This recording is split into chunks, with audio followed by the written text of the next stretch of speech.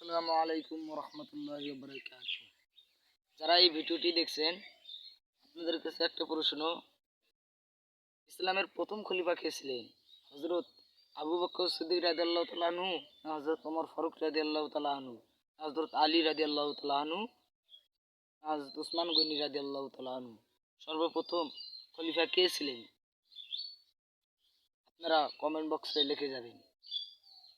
মুহাম্মদ সাল্লাল্লাহু আলাইহি সাল্লাম কত বছর বয়সে তিনি নবুয়ত প্রাপ্ত হন?